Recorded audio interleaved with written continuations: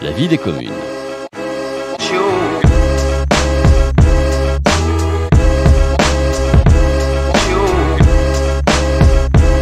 La vie des communes est une émission qui vise à vous faire découvrir la vie sociale, associative et culturelle des communes du Sicoval. Aujourd'hui, on s'intéresse à l'association Loisirs Adaptés de Montgiscard.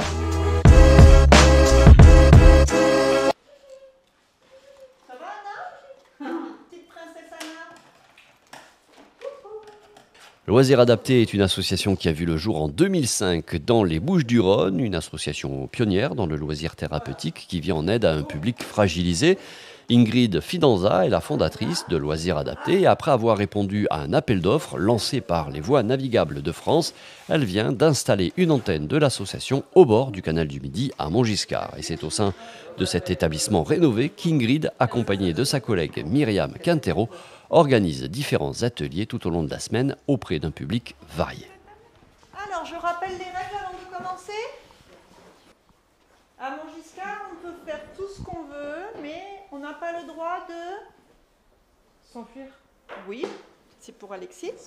On n'a pas le droit de s'enfuir. Et qu'est-ce qu'on n'a pas le droit de faire d'autre? Crier. C'est pas gênant, crier. Faire mal aux autres. Donc, le loisir thérapeutique, c'est apporter du bien-être à travers les activités pour pouvoir développer et maintenir l'autonomie chez les personnes fragilisées. Et on peut travailler tout un tas d'objectifs sur l'estime de soi, la confiance, la motricité. Donc en fait, l'activité nous sert de prétexte pour créer le lien et pour travailler sur des petits objectifs qui vont petit à petit permettre de développer les apprentissages, aussi bien cognitifs, physiques. Ouais. Aujourd'hui, on va se faire un roulé à la crème de marron. Oh là là. Waouh, trop bon. Alors, qu'est-ce qu'il nous faut pour faire un roulé à la crème de marron? D'après vous, qu'est-ce qu'on met dans tous les gâteaux? Des œufs? Bien, des œufs. Au départ, on était spécialisé dans les interventions dans les collectivités. Et en 2014, on s'est spécialisé dans la prise en charge à domicile. Donc on intervient auprès de tout public, public fragilisé, donc adultes et seniors, mais enfants aussi, tout type de handicap. On est donc sur 3 départements, les Bouches-du-Rhône, le Cantal et la Haute-Garonne. Et donc la particularité, c'est qu'on a créé sur la Haute-Garonne, à Montgiscard, un espace de loisirs thérapeutiques. Donc l'idée, c'était de sortir ces gens auprès de qui on intervenait à domicile, de leur permettre de venir dans un lieu sécurisé pour pouvoir rencontrer d'autres personnes et s'ouvrir sur l'extérieur. Oui. Oui. Oui. Chacun du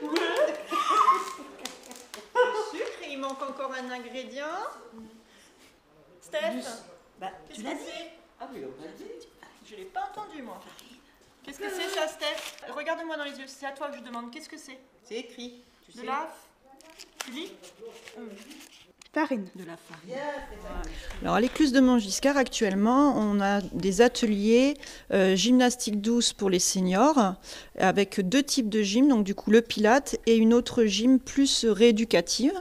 Ensuite, on a des ateliers qu'on appelle multi-activités, puisqu'en fait, on adapte le contenu de l'activité en fonction du groupe et des personnes qui sont dans ce groupe.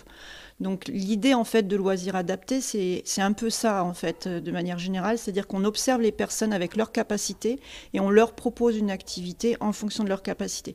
C'est pour ça que là, on a des ateliers plutôt multi-activités, parce qu'un jour, on va faire de la pâtisserie, un autre jour, on va faire de la peinture. On s'adapte, en fait, au public et à leur handicap. Et par contre, on a des objectifs de progression. Et alors, dans certains groupes, par exemple, le mercredi après-midi, on a un groupe adulte-ado-autiste. On a une trame qui est l'atelier pâtisserie. On fait toujours une pâtisserie. Mais derrière, pendant que le gâteau cuit, une fois on va jardiner, une fois on va faire une activité manuelle. C'est vraiment en fonction de comment ils sont, de leur état d'esprit ce jour-là. Des fois on danse, des fois on chante. C'est un moment de partage.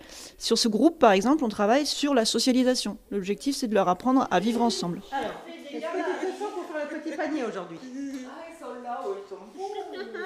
Alors, je me suis dit que Stéphanie, tu vais peut-être tracer les gabarits, Victoire couper, et après les autres, elles peuvent coller comme ça. Après, on a d'autres groupes plus spécifiques, comme des ateliers couture, des ateliers plus orientés art plastique, notamment le vendredi après-midi. Et il y a un projet ici de base nautique aussi. Donc d'ici un an, on devrait avoir des kayaks, ce qui va nous permettre de profiter du canal, puisqu'on est juste à côté. L'idée là, c'est d'être au contact d'autres personnes en situation de handicap, mais aussi de personnes valides. Donc on est vraiment sur l'inclusion, la socialisation. Et après, ça permet aussi de travailler sur l'autonomie. Ça leur apporte du plaisir et du bien-être avant tout. Et Anna, qu'est-ce que tu veux? Celui-là? T'as même pas regardé? Tu veux celui-là? Il te plaît celui-là? Regarde. Est-ce qu'il est beau? Qu'est-ce que tu préfères? Depuis quelques mois, l'association Loisirs Adaptés travaille à un futur habitat inclusif destiné aux adultes autistes. Des logements individuels pour 6 personnes et qui seraient coordonnés par un animateur à la vie sociale et partagée. Le projet permettrait à ces personnes d'avoir leur propre logement tout en étant accompagnées, plutôt que de vivre chez un aidant familial ou dans un établissement spécialisé. Un projet novateur et nécessaire qui répond à une véritable demande. Ingrid Fidanza de l'association Loisirs Adaptés. Alexandre préféré, ouais, c'est l'anniversaire d'Alexis la semaine prochaine. Il va avoir 30 ans. En avril 2022, il a eu 29 ans. Donc là, il a 30. Et oui. C'est top. On va faire la fête la semaine prochaine. Ah ouais Ouais, on va faire la fête. Ça me rappelle trop là.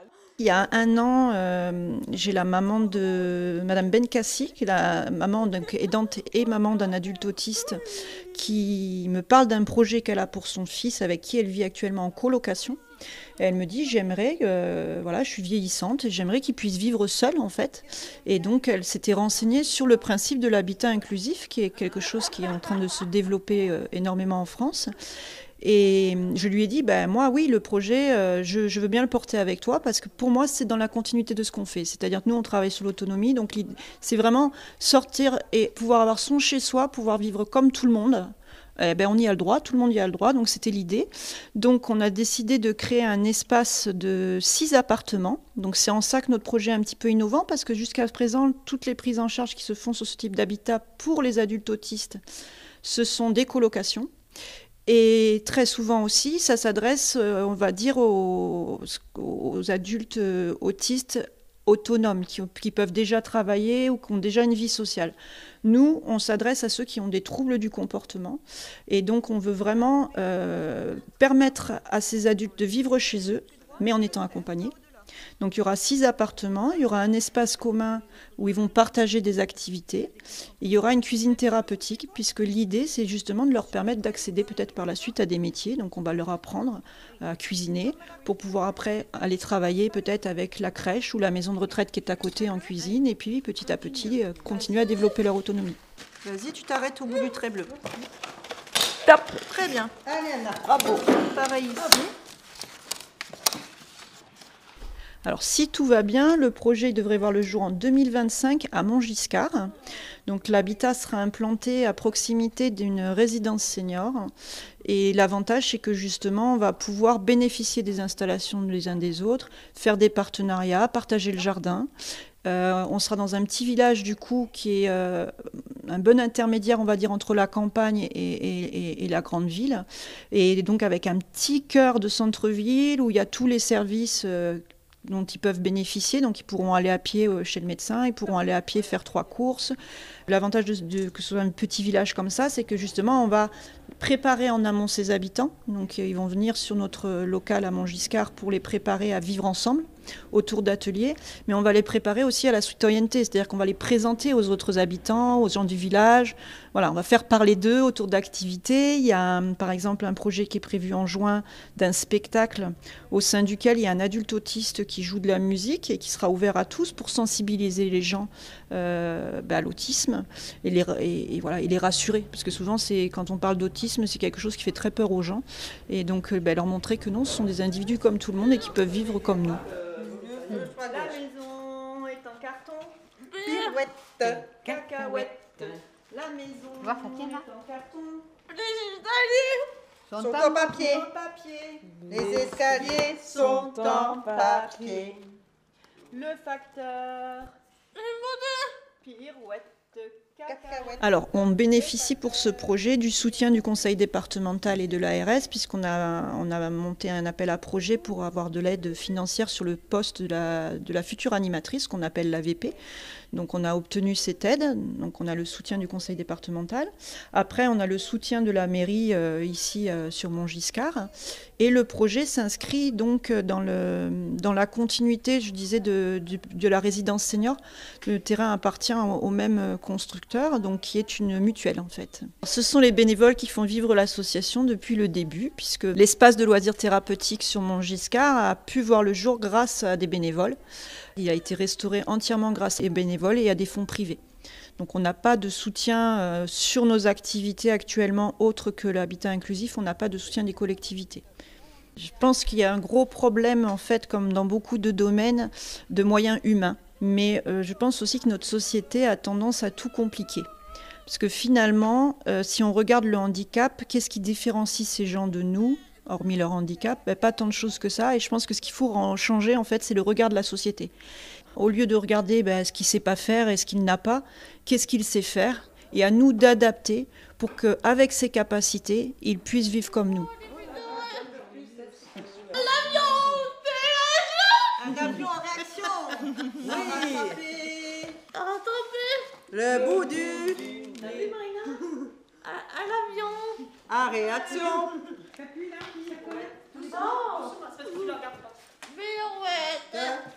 Voilà, c'était Ingrid Fidanza de l'association Loisirs Adaptés. Si vous souhaitez prendre contact ou en savoir davantage sur cette association, il vous suffit d'écrire à l'adresse mail suivante, loisiradapté31 au pluriel et tout attaché, @gmail.com, loisiradapté31 @gmail.com.